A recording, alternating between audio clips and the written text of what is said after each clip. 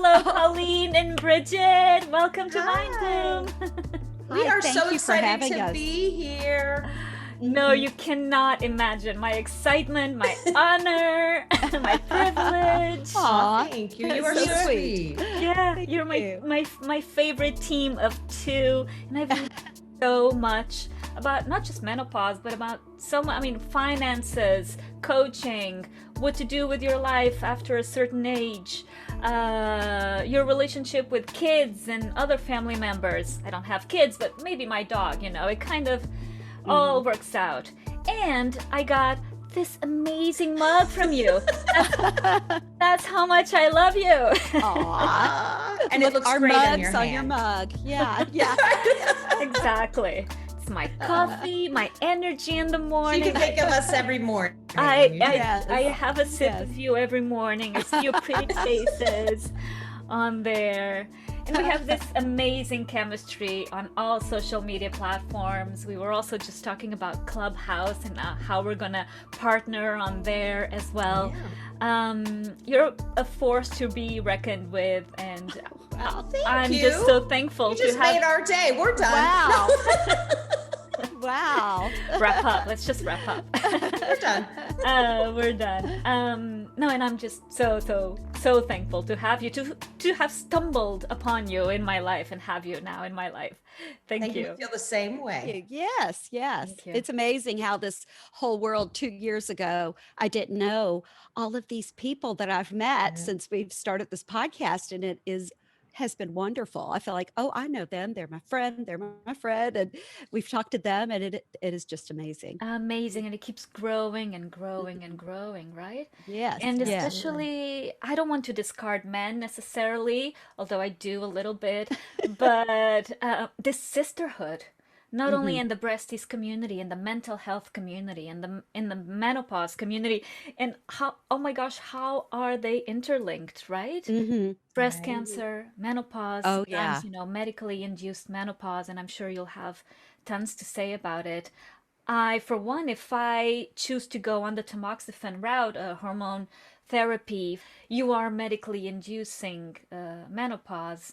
So there's so many, there's so many avenues we can explore within our podcasts. Mm-hmm. Mental health, Absolutely. those hormones go awry when you're perimenopausal.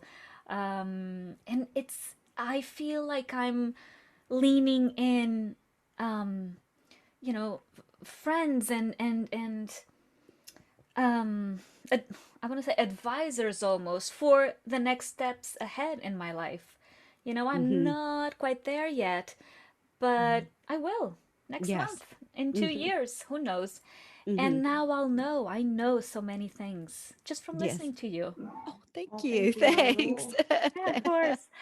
So, before we dive in, I want to know what makes your minds bloom. Who wants to go first? Go ahead, Colleen. I will go first. Well, just hearing you say that makes my mind bloom, honestly, because our intent on the show was for women to feel seen and heard and relate, like we're all sitting at a table and we're just having a cup of your coffee with your coffee mug or a glass of wine, and understanding that this is a normal process of life. Over 40 women are going to go through menopause. We're going to have career changes. We're going to have emotional changes, mental health changes, you name it. And when we hear women saying, wow, you helped us, you made this a little easier, it just makes your heart and your mind just absolutely bloom. And learning for me, because I think having gone from a legal background when I was an attorney, I'm always learning. So talking to experts and educating ourselves on all these topics for women, it makes you feel productive, and it makes you feel like you're constantly learning and growing.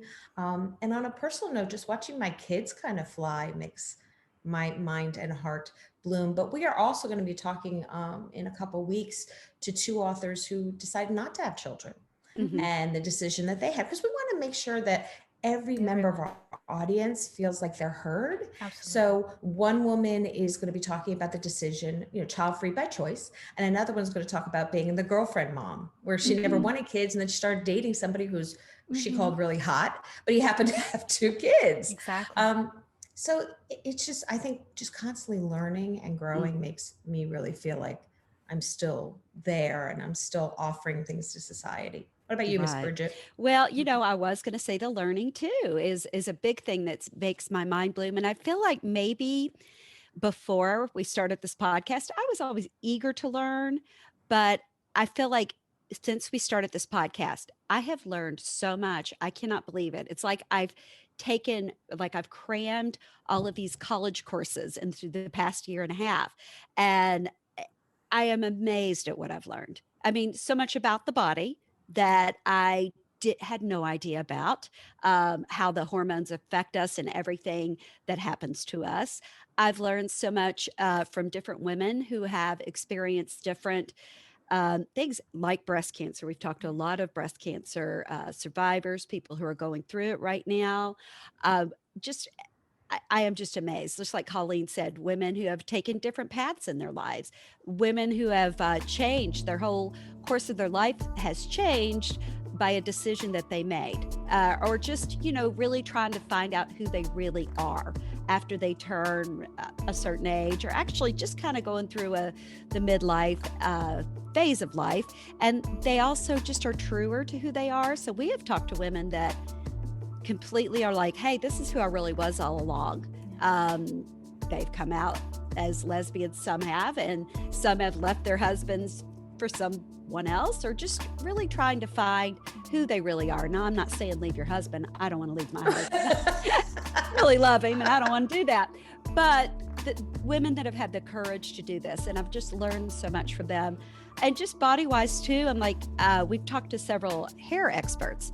I had no idea that the reason your hair could be falling out is because that is the last thing your body wants to give nourishment to. So if you have something else in your body that is needing the nourishment, your hair is going to suffer. I had no idea it led to that was a reason. So, I mean, that's just one little snippet of something I've learned and that has really made my mind bloom in the past year and a half. Of course. And you know what I've learned also so interesting? That menopause is really one day Yes. in the life of a woman. It could take 10 years to get to, Exactly. but it's actually just one day. Exactly. Yeah.